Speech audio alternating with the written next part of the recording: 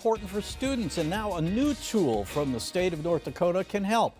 It is called Smart with My Money, and here to tell us more about it is Kirsten Baszler. She is the North Dakota State School Superintendent, as well as State Treasurer Thomas Beadle. Good morning to you both. Thank you for being here. Good morning. Good morning. Let's start with you, Kirsten. Let's just give me an overview. You know, I read about this last week when I think it was first announced last week, something like that, and I read a little bit about it, but give us an overview of what we're talking about. Sure. It was a new initiative that you heard about last week, but actually the initiative kicked off under Governor Burgum. Okay. And it was his goal to make North Dakota the most financially literate state in the nation.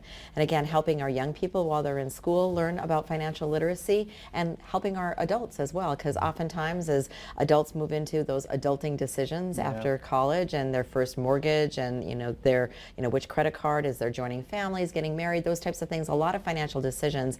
And so the Smart with Your Money campaign was a partnership between, I think, how government works best.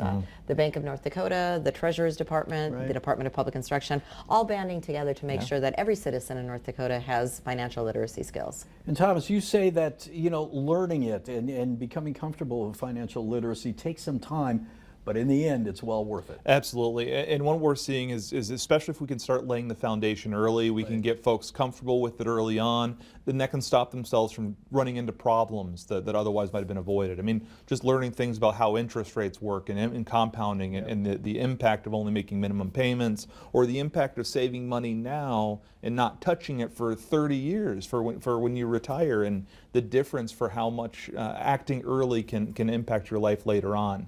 And so we want to make sure that everyone gets at least a little level of comfort with it. And so we're working with the school districts, but this is a lifelong deal, and this is something that's available for all North Dakotans. So what are some of the requirements that are already in place for North Dakota students as far as finances? So we've had financial literacy as a requirement since, the mid-2000s, like 2008, 2000, maybe the 2009 session. Thomas, as a former legislator, probably helped pass that requirement. But so we do have that, but it's embedded into our economics classes, or embedded into our problems of democracy classes. We do have some financial literacy standards that we are building right now, because as Thomas said, it's important to talk about those retirement savings and the mortgage and the interest rates and all things like that. But I'm going to tell you, that's really not exciting to learn about as a third grader. And so how do you transfer those important skills that are important for your adult years down to something that's important to a kindergartner and a third grader? And so that's what we're doing now, is we're building financial literacy standards, kindergarten through 12th grade, to actually help our students at kindergarten understand the difference between a need and a want. Sure. And then as a third grader, how do you begin to understand that, the things that you make at your lemonade stand, how much do you want to reinvest in more supplies for next week's lemonade stand, and how much can you use for your profit for the wants that you have? And so really breaking it down so it's a foundational lifelong learning experience. Thomas, Kirsten touched on it a little bit ago, or one of you did, as far as making the state of North Dakota the most financially literate state in the nation by 2027. That's just 2 years from now. What does that entail?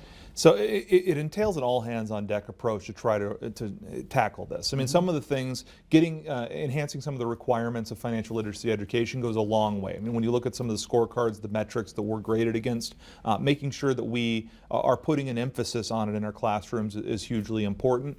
But also, we want to make sure that our citizens are watching things like their credit card debts, like what are they carrying for a balance, what is their loan to credit ratios, and everything that they're impacting for their own financial life, and just making sure that people are getting a handle on it, so that when you start looking at overall debt load for a state and everything, that we look good and are under control in North Dakota. Because the last thing we want is our citizens to feel that financial stress.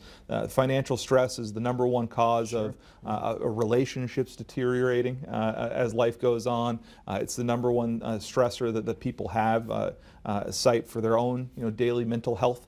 And so trying to get people a foundation so that they feel comfortable making the right decision is hugely important, and shows up on the various scorecards and everything that we get rated against. And here I thought the #1 stress factor was, do you cheer for the Vikings or Packers? I thought that was. It impacts it too. Yeah, there you go. Kirsten, how are teachers getting involved already? So I think, so we are building the standards, as I said, and and they're building lesson plans.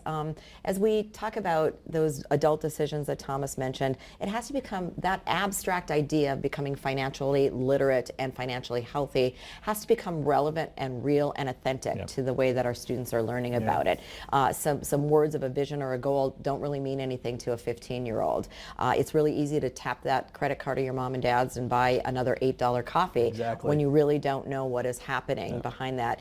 As students move through their high school experience, they'll be getting, college letters and offers to come, admit themselves to this or apply for admission for this college. What's the difference between a loan and a grant? Sure. And what is the earning power of that occupation that you're considering going into? If you're going to take out that student loan, will the earning potential of that career have that play for you? And so that's how our teachers are making it real and authentic and building lesson plans based on those North Dakota State financial literacy standards to bring those standards and those expectations and an abstract goal into real life authentic learning experiences. Okay, we're down to about 30 seconds, but I want to ask you this, Thomas. How do people get involved in this? What can they do now if they're seeing this on television for the first time? So first things first, smartwithmymoney.nd.gov. It's available for all North Dakota citizens. We're working to upload, make sure it's a self-learning platform. You go through complete modules. We make sure it's customizable, work with college students, make sure we got sports gambling and all sorts of information on there so they can control that. Will that Insurance QR code information. that was up there, will that take them there? The QR code will take you straight there. Okay. Thank you both very much. There's so much more we could get into about this because there were some amazing numbers that research showed during COVID-19 that people that were involved in this really were able to take advantage of it and learn some things. So Absolutely. check it out. Check it out online. It's very interesting. Thank you both.